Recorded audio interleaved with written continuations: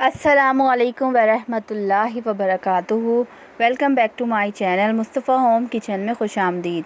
आज आप लोग के लिए एक बेकरी का विज़िट करा था। हमारी जो एरिया है उसके अंदर बहुत अच्छी बेकरी की ओपनिंग हुई है और यहाँ पे सारी चीज़ें ही आपको फ़्रेश मिलेंगी और A1 क्वालिटी की मिलेंगी। तो यहाँ पर हम लोग देखने आए थे कि क्या क्या चीज़ें अवेलेबल हैं। सारी ही चीज़ें थी माशाल्लाह से बहुत प्यारी और अच्छा सा डेकोरेट भी किया हुआ था इन लोगों ने। बर्थडे की सारी चीज़ें थी, केक्स वग़ैरह, पेस्ट्रियाँ और मिठाइयों में सारे आइटम्स थे और marble cake, tea cake, brownies, हर तरह की चीज़ें अवेलेबल थी और फ्रेश और बिल्कुल अच्छी क्वालिटी में। तो ये बहुत ही अच्छी जगह थी, तो मैंने सोचा कि चलें थोड़ी सी इसकी सैर करने चलते हैं और देखते हैं क्या क्या चीज़ें अवेलेबल हैं। तो यहाँ से हमने सिर्फ़ एक फ़ालूदा लिया था और एक चीज़ बॉल्स ली हैं। सॉरी, चीज़ बॉल्स नहीं, वो डोनट बॉल्स, डोनट जो मैं घर में बनाते हैं हम लोग, उसी की बॉल्स थी, चॉकलेट में डिप हुई हुई थी। और उसके बाद मैं आपको बताती हूँ कि मैं क्या बनाने की तैयारी कर रही हूँ। मैं बना रही हूँ हैदराबादी खट्टे भगारे बैगन। बहुत ही आसान और बहुत ही मज़ेदार सी रेसिपी है ये। जो बैगन खाते भी नहीं होंगे ना, वो भी खाने स्टार्ट कर देंगे। यहाँ पर मैंने मूंगफली छिलकर और साबुत धनिया, ज़ीरे को अच्छी तरह से ग्राइंड कर लूँगी। और जो मैंने सिल पर पीसा है वो आपको पता है, तिल, खोपरा और खसखस है। एक एक दो दो टेबल स्पून ले लें जितने आपके बैगन हो। मेरे पास हाफ़ केजी बैगन थे तो मैंने 1 से 1.5 टेबल स्पून लिए थे। वो देखिए मैंने सिल पे इसलिए पीसा है कि मशीन के अंदर वो बारीक नहीं होती खसखस। इसी वजह से आप इसको इमाम दस्ते में या किसी ऐसी चीज़ में कूटें जिससे इसका अच्छी तरह से पेस्ट बन जाए। और जो खुशक चीज़ें थी वो अलग मैंने पीस के रख ली थी। यहाँ पे हम अपने जो बैगन है ना, इसको 4 कट लगा के और अच्छी तरह से फ्राई कर लेंगे ऑयल के अंदर। हाफ़ डन आपको ऑयल के अंदर कर लेने हैं। हाफ़ डन हो जाएंगे, हाफ़ डन होने के बाद इसको निकाल लेंगे। फिर इसके बाद इसका मसाला भुनेंगे। पहले भी मैंने बैगन ट्राई किए थे, हरे वाले बैगन जो होते हैं छोटे छोटे, वो भी मैंने बना के देखे थे, लेकिन वो मैंने बनाए थे साबुत लाल मिर्चों से।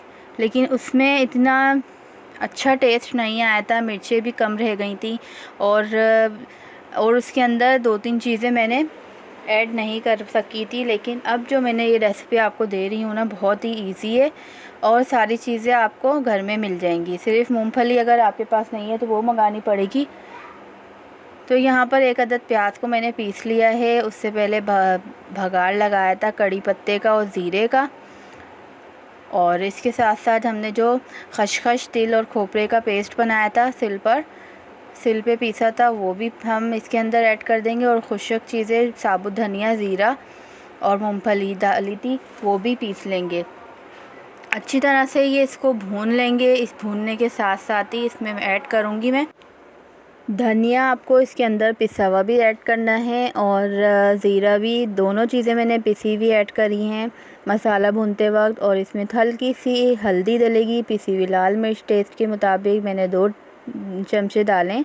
और अगर आपको कम मिर्चें रखनी है तो आप 1 या 1.5 भी डाल सकते हैं।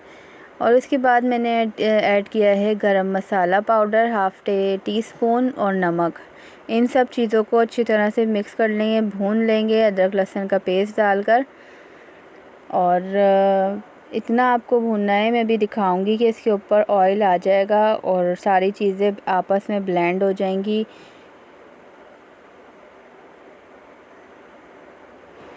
अब जब मसाला भुन गया है, हमारा ऑयल ऊपर आ गया है, तो मैं इसके अंदर जो मैंने फ्राई करे थे बैंगन वो ऐड कर दूंगी। इसके अंदर एक एक करके आपको एहतियात से ऐड करने हैं, जिससे कि ये टूटे नहीं, इसका शेप ख़राब नहीं हो। बिल्कुल ये हाफ़ डन हो चुके हैं और अब दम लग जाएगा इसके अंदर भी, मसाले के अंदर अच्छी तरह से जब्स हो जाएंगे।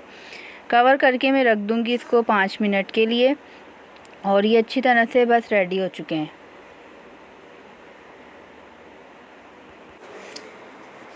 बस इसको कवर करके मैं रख दूँगी अच्छी तरह से, इसके अंदर ढक के रख दूँगी, दम आ जाएगा इसमें और मसाला भी जब हो जाएगा। फिर एंड में आपको क्या करना है, इमली आपको भी मैंने भिगो के पहले से रखी हुई थी, इमली का पल्प होता है ना, सिर्फ आपको वो ऐड करना है इसके अंदर।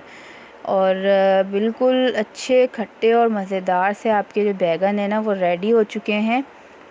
और मैंने इसके साथ बनाए थे भगारे हुए चावल, वाइट चावल जो बनते हैं। और ये रेसिपी ज़रूर आप लोग ट्राई करिएगा और मुझे फ़ीडबैक ज़रूर करिएगा, मुझे कमेंट्स में ज़रूर बताइएगा। जब तक के लिए अपने घर वालों का बहुत सारा ख्याल रखें, दुआओं में याद रखें। अल्लाह हाफ़िज़।